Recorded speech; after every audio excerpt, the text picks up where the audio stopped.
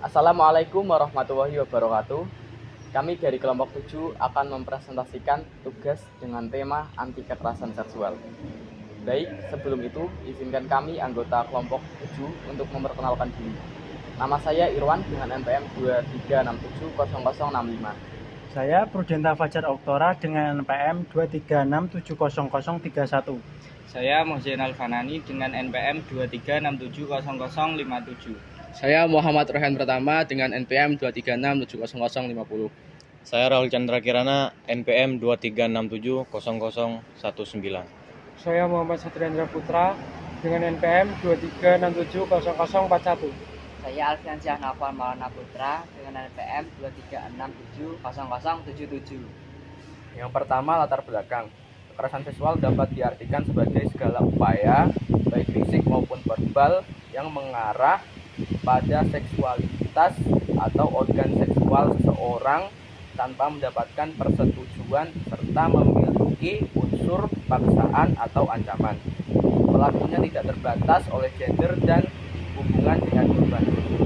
Tujuan penelitian ini bertujuan memberikan pemahaman mendalam tentang pencegahan kekerasan seksual, hukuman yang sesuai, statistik kasus terkini, dan dampak psikologis yang dialami korban.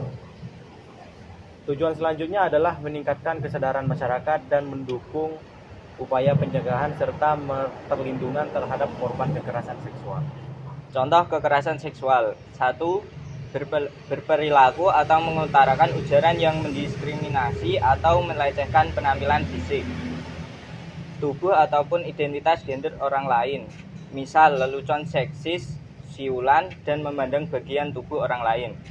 Yang kedua, mengirimkan lelucon, foto, video, audio, atau materi lainnya yang bernuansa seksual tanpa persetujuan penerimanya. Yang ketiga, menguntit, mengambil, dan menyebarkan informasi pribadi termasuk gambar seseorang tanpa persetujuan orang tersebut. Yang keempat, memaksakan orang untuk melakukan aktivitas seksual atau melakukan percobaan pemerkosaan. 5. Membujuk, menjanjikan, menawarkan sesuatu, atau mengancam seseorang untuk melakukan transaksi atau kegiatan seksual yang sudah tidak disetujui oleh orang tersebut. Hasil penelitian. Penelitian ini dilakukan di Polsek Gayam Sari pada tanggal 24 November 2023 bersama Bapak AKP Mas Hadi SH MH. Berikut ini kami sampaikan hasil penelitian yang kami lakukan. 1. Mengidentifikasi langkah-langkah pencegahan kekerasan seksual menghindari lingkungan beresiko, tindakan pencegahan saat naik sepeda motor, dan kewaspadaan terhadap media sosial. Yang kedua, menyoroti bahwa hukuman untuk pelaku kekerasan seksual disesuaikan dengan ketentuan undang-undang yang berlaku.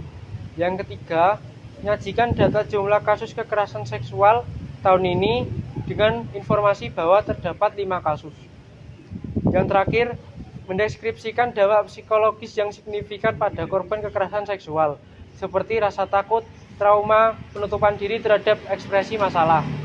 Kesimpulan, langkah-langkah untuk menghindari kekerasan seksual melibatkan pencegahan di berbagai aspek kehidupan sehari-hari, termasuk lingkungan, perilaku, dan konsumsi media sosial.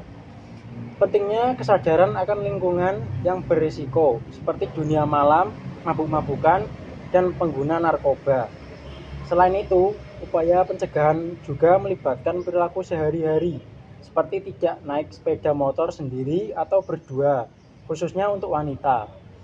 Dalam konteks hubungan bagi pelaku kekerasan seksual, bahwa hukumnya akan disesuaikan dengan undang-undang yang berlaku, mengingat berbagai jenis kekerasan seksual yang ada, dampak kekerasan seksual terhadap korban seperti ketakutan, trauma, dan penutupan diri.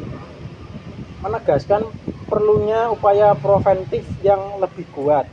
Mahasiswa diidentifikasi sebagai agen perubahan yang penting dalam upaya pencegahan, dengan para aktif dalam memberikan himbauan kepada masyarakat di kampus dan di lingkungan keluarga. Saran: meningkatkan kesadaran dan edukasi mengenai kekerasan seksual di kalangan mahasiswa dan masyarakat secara umum. Selain itu, perlunya kerjasama antara lembaga pendidikan, pemerintah, dan masyarakat dalam membentuk kebijakan yang mendukung pencegahan dan penanganan kasus kekerasan seksual. Pengawasan terhadap media sosial juga menjadi penting, dengan fokus pada peran positif mahasiswa dalam menyebarkan informasi dan himbauan pencegahan. Semua ini bertujuan untuk menciptakan lingkungan yang aman dan mendukung bagi semua individu, terutama para mahasiswa. Demikian presentasi dari kelompok kami. Mohon maaf bila mana ada kekurangan dan tutur kata yang kurang berkenan. Wassalamualaikum warahmatullahi wabarakatuh.